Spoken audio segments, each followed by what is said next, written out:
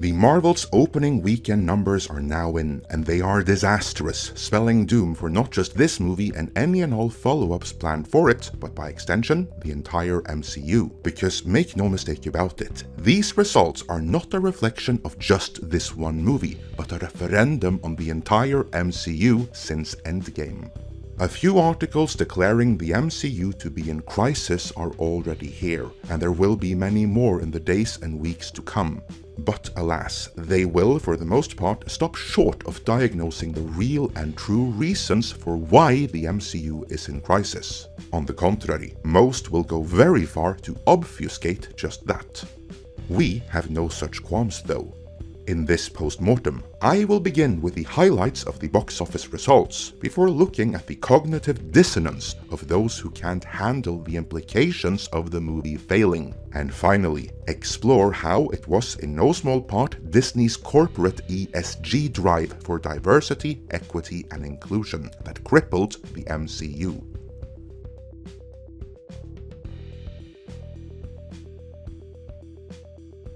Just a couple of weeks ago, The Marvels was tracking for an $80 to $90 million opening weekend. For an MCU movie which, after reshoots, came in at around $300 million, even that figure wasn't too great to begin with. Keep in mind, Solo: A Star Wars Story opened at about $85 million, and that flopped so hard it killed the future planned standalone Star Wars movies. So even opening in this vicinity would have been bad for the Marvels, but alas, the weekend actuals came in at half of those early projections. That makes The Marvels the lowest grossing, and more importantly, the lowest attended MCU movie in history, and by a wide margin. For context, The Marvels drew about as many butts in seats as did Sony's Marvel-themed flop from last year, Morbius. That is the level of failure we are talking about here, only Morbius did not cost $300 million to make. That price tag makes The Marvels a flop on a similar scale as The Flash. Reeling from this, Hollywood now asks, what went wrong? Something we all intuitively know the answer to.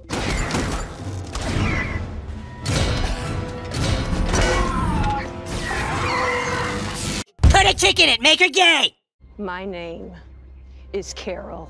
Put a diverse woman in it, make it gay! Hi. Hi.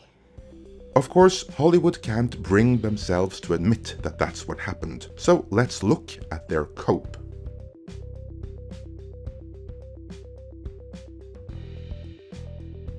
In their piece of shifting titles, but which at the time of recording was called The Marvel's Meltdown, Disney MCU seeing lowest box office opening ever. What went wrong? Deadline Hollywood editorializes. The last-minute push for The Marvels with an appearance by star Brie Larson on The Tonight Show and at a theater in New York City post-actor strike have not moved weekend grosses any higher for Marvel Studios' The Marvels. To which I say, well duh! Highly controlled promotional pieces like scripted interviews on late-night talk shows is one of the ways the entertainment media complex justifies its own existence. But it is questionable how efficient such interviews are in this day and age, when more and more recognize these late-night talk shows for the televised pravda that they are. Deadline then moves on to say, by all accounts and by all sources, a disastrous result for a $200 million Marvel Studios movie. And again, that was before reshoots. And The Marvel's misfire is about the rusting of a platinum brand that's in need of some serious, not polishing, rather resurfacing. That's an admission that Marvel is indeed in a state of crisis, and no slight change of direction can fix the rut they are in. A major retooling is needed here.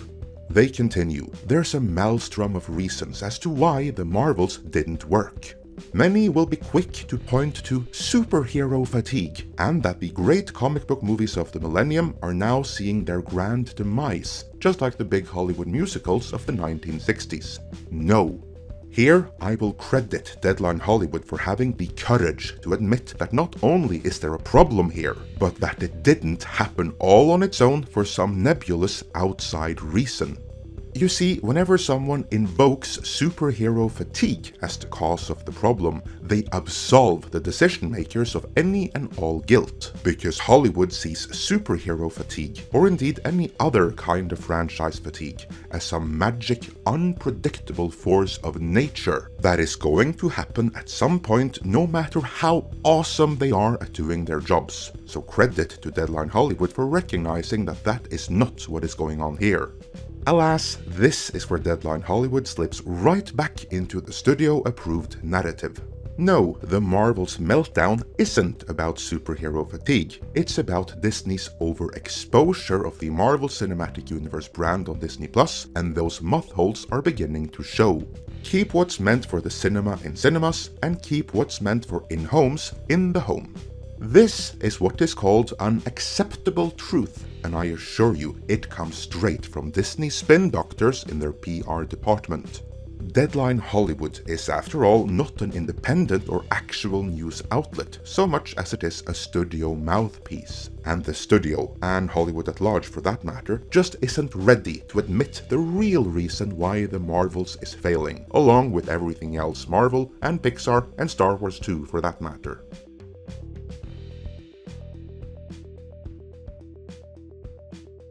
That Marvel overextended and overexposed themselves on both the big and small screen is now being regurgitated in all the trades, courtesy of Disney's publicists, and before that, it appeared in the officially unofficial, yet unofficially official story of the MCU, the reign of Marvel Studios. It's a deflection from the actual truth, of course, and it does leave some egg on the faces of Bob Iger and Kevin Feige, but that is acceptable because it provides them with the excuse that while mistakes were made, they were honest mistakes, made with the intention of increasing shareholder value. But while there is some truth to this notion, it is on the whole an excuse and a deception to obscure the real and main reason for the implosion of the MCU. And they all know that real and main reason, but since it's tied to one of Hollywood's most sacred of sacred cows, something so many bought into hook, line and sinker, they'll dance right around that real reason, but then stop right there. On November 10th, Scott Mendelsohn beautifully illustrated the cognitive dissonance all of Hollywood is feeling right now, saying on X, "The Marvels just earned $6.6 million in Thursday previews, positioning the film for an under $50 million opening weekend. Once again, big thanks to everyone who waited to diversify their superhero franchises until right before the subgenre stopped being an automatic event." This is him being desperate to convince himself and the rest of the world that the mythical superhero fatigue was predetermined by divine mandate to set in just when it did, regardless of what was done to the movies. So it was horrible of Disney and Marvel to wait until just before the bubble was about to burst anyway, before launching the S in their corporate ESG measures on screen, namely diversity, equity and inclusion. It definitely wasn't that which caused the filmmakers to completely and utterly drop the ball, which in turn brought on superhero fatigue, that is the thought. Before poking holes in the quasi-religious ideology that Mendelsohn and so many others in Hollywood subscribe to, let's take a moment to explore what actually happened. It may seem like a detour, but I promise it will tie right back into the Marvels and the challenges facing the MCU going forward.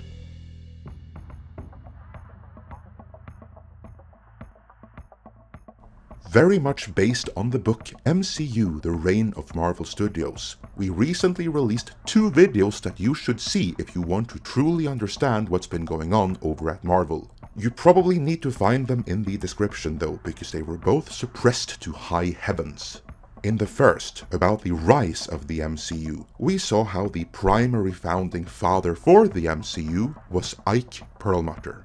Because of first and foremost him, secondarily Avi Arad, and tertiary David Meisel, the interconnected MCU would have happened anyway, with or without Kevin Feige. That it happened to be with Feige was largely coincidental, because the one person critical to the rise of the MCU wasn't him, but Ike Perlmutter. In the second video, we saw that to ensure that Kevin Feige did his job and that the MCU would stay on mission and on purpose, Ike Perlmutter instated the Marvel Creative Committee.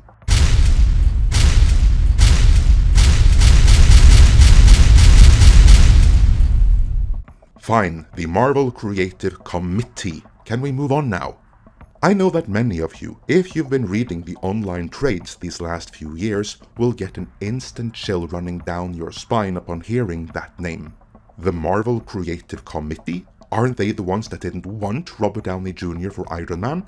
Aren't they the racist that didn't want a Black Panther movie? Didn't the MCU become much better once Kevin Feige got promoted to the head of Marvel Studios and the committee disbanded? If those are your instant thoughts, then I'm sorry to be the one to break it to you, but you've been lied to and actively disinformed through a series of articles planted in the trades by Team Feige, which said all of that and more, and promised that without the Marvel Creative Committee there to hold the great creative genius of Kevin Feige back, the MCU would be much bolder. Which in a sense did happen, just not the way you'd want, because that spelled the end for movies like Captain America the Winter Soldier and Civil War, and led to the onset of movies like The Eternals, Thor Love and Thunder, Secret Invasion on Disney+, and now The Marvels.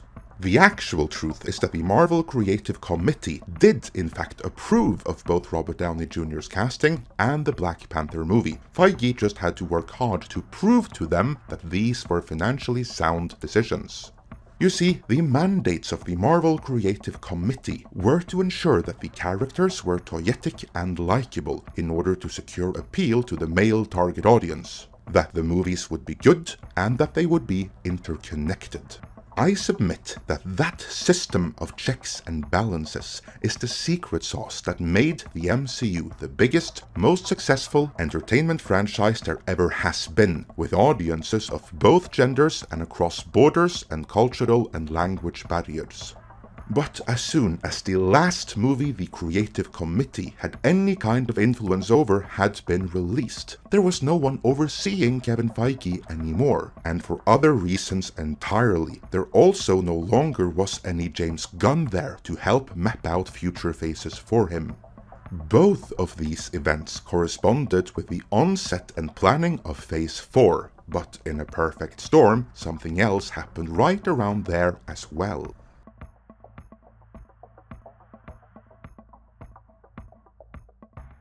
With the removal of the Marvel Creative Committee, oversight of continuity went out the window, and so did ensuring appeal to the built-in male target audience. This is where things really went off the rails, because it was compounded by another issue, namely Disney's newfound commitment to ESG and stakeholder capitalism. We broke this down in minute detail in conjunction with the release of Indiana Jones. I recommend seeing that video in whole for the full picture, but let's revisit the highlights needed to understand the corporate machinations that caused Marvel to walk down the same path as Lucasfilm and Star Wars, despite that path leading to ruin. In our first video covering what happened with Bud Light and Anheuser-Busch, we introduced the concept of ESG. For huge corporations in particular, their access to the credit they need to not just stay in business, but to further expand their operations and grow as a company, is now linked to their ESG score. If they don't comply with the social and environmental requirements needed to maintain a sufficiently high score on a number of metrics, representation being an example of one, their credit line is literally on the line, which means insolvency is on the table if they don't go sufficiently woke. We used Anheuser-Busch to illustrate the point in that video, as they provided the perfect case study, but it applies equally to Disney as well. Case in point, Pixar, Marvel, Lucasfilm and even Fox were all acquired in deals that mixed stock and cash. And that cash was loaned from creditors that would come to push ESG, and the moment they did, Disney were forced in on that racket too, meaning they must now uphold and preserve their ESG score in order to remain solvent. For an entertainment company, this means that not only will they have to force diversity and representation into their hiring practices, they also have to infuse what the critical drinker has famously dubbed the message into their programming. This, then, is the true cost of Iger's expansion of the company and its brand portfolio. Disney became beholden to its creditors, and the creditors demand Disney go woke, just like all the other huge corporations you see pushing the exact same message. In our follow-up video, we detailed how ESG compliance directly leads to the hiring of ESG-trained talent like Alyssa Heinerscheid, who, if left unchecked, as was the case with Bud Light, on occasion might go forth and Heinerscheid not just one brand, but the entire parent company. Going back to Disney, what is Kathleen Kennedy, if not another Heinerscheid from before Heinerscheid was Heinerscheid? Granted, Kathy's hiring predates the ESG drive, but the message she infuses into her Lucasfilm properties is nonetheless the exact same message that the institutions issuing ESG-linked credit want entertainment companies like Disney to push anyway. This, by the way, could also be part of the reason why Kennedy is nigh on unfireable. It's not just that she's Hollywood royalty, although that's a big part of it too, but on top of that, Disney's lenders want her exactly where she is doing what she does. There is no need to install someone like Heinerscheid when there already is a Kathleen Kennedy in place. Furthermore, it is more than likely that back when Disney's lenders begun collecting, Marvel and Pixar were encouraged to head down the same path as Kennedy's Lucasfilm, even if they were commercially successful and Lucasfilm wasn't. But Lucasfilm was pushing the message. Marvel and Pixar needed to use their platform to do better, which we now know didn't work out well for either of them in the long run. But then you might wonder, why do the shareholders put up with this, as they are the ones with money invested, and therefore the ones who ultimately pay the price for this corporate activism? Well, that would be because most shareholders are so small that they're either not aware, or if they are, they're too small to do anything about it. But what then about the really big institutional shareholders like State Street, Vanguard and BlackRock, which just so happens to be Disney's single largest shareholder? Why do they stand for this? Well, not only do they stand for it, they're the ones pushing for stakeholder capitalism and ESG compliance in the first place.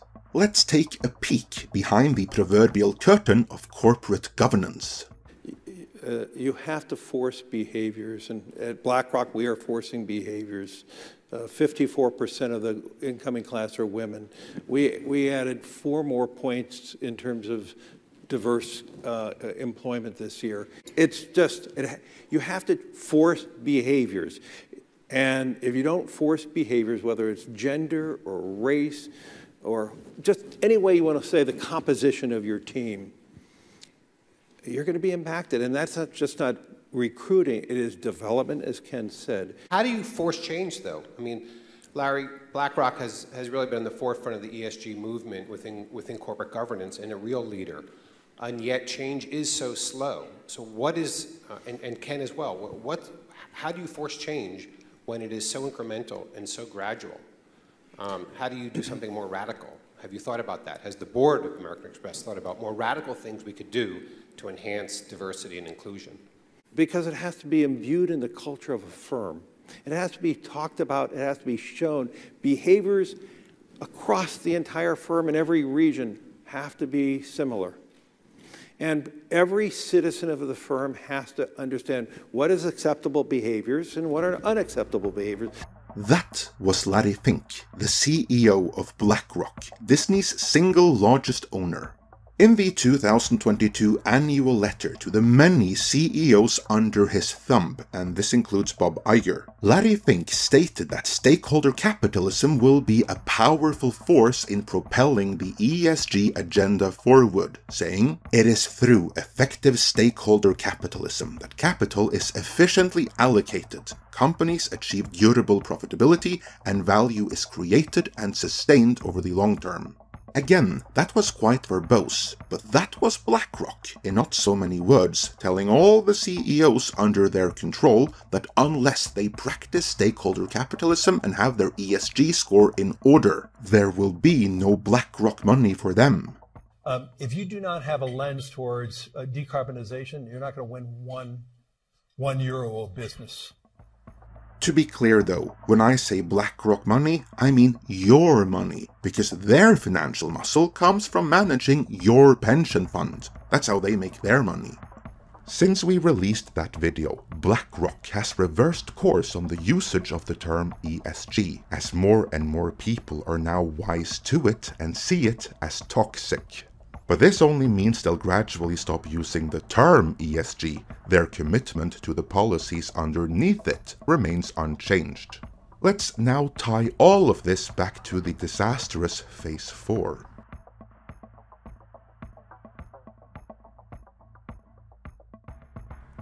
The compound effect of Ike Perlmutter's Marvel Creative Committee being disbanded, and Bob Iger owing his lenders that Disney go as woke can be, was an unshackled Kevin Feige who was spurred on by LGBTQIAP+ activist Victoria Alonso, the Alyssa Heinerscheid and Kathleen Kennedy of Marvel Studios. Her philosophy really and quite literally was, You'd better put a chick in it and make it fucking gay as fuck. There was nothing organic about this diversity drive. On the contrary, it was toxic, as it employed the oppressed and the oppressor narrative, in which both the audience fan-favorite characters and the built-in male audience itself were seen as oppressors that needed to be taken down a notch. Gradually, the MCU was transformed into the ideopolitically and female-driven MCU, where everyone could see themselves represented on screen, which would surely expand the already biggest entertainment franchise in history to ever new heights. But that leaves the rather uncomfortable question though. Where were all the ladies this weekend? You know, the ones who were supposed to see themselves on screen. I know where they weren't, namely in theaters watching the Marvels.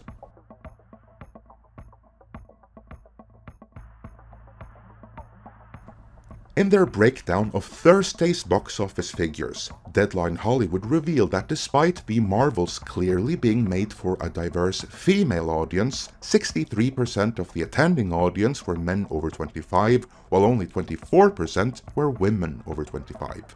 That means that not only has the percentage of female viewers not increased since the days of Ike Perlmutter's Marvel Creative Committee. Depending on which projects are being compared, it may actually have gone down. That then is the end result of Hollywood's commitment to diversity, equity and inclusion, at the expense of storytelling and characters. The majority of the built-in male audience fled, and the majority of the female audience fled with them. This shouldn't be too surprising, as they never asked for or wanted Marvel to become female-centric in the first place. They fell in love with it how it was. Barbie covered their girl boss needs. And so, Marvel went from being the biggest entertainment brand in history to this year alone being beaten by a video game movie on the big screen and by a manga adaptation on the small. Now they have to pick up the pieces and try to course correct. Still trying to cope with the Marvel's failure, the aforementioned Scott Mendelson returned to X on November 12th with a somewhat ironic message. As I and others noted early this year, the big change for DC and Marvel films in 2023 is that they are now more execution dependent than they were in the 2016 to 2019 glory days. It's funny, those were the movies still under the influence of the Marvel Creative Committee, which ensured the execution would be good.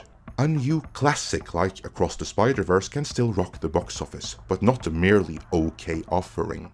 This is true, so perhaps Marvel should consider reinstating the Creative Committee with all of its previous mandates and have it oversee Feige again, because the MCU was at its best when it did. Now, without it, the MCU is in crisis and in dire need of an emergency retooling. But is there any chance Marvel today can be successful in any such retooling, when no one in Hollywood can even admit what the problem was in the first place? Let me know in the comments. And before you go, head on over to our mixed tea store and get your awesome new tea which encapsulates and satirizes everything wrong with modern pop culture. Not only does it have the coolest design around, it's super comfortable as it's made of high quality pre-shrunk 100% cotton. It comes in men's and women's models and as a hoodie. Use the power of satire to take back our culture and get yours from our mixed tea store. Link is in the description.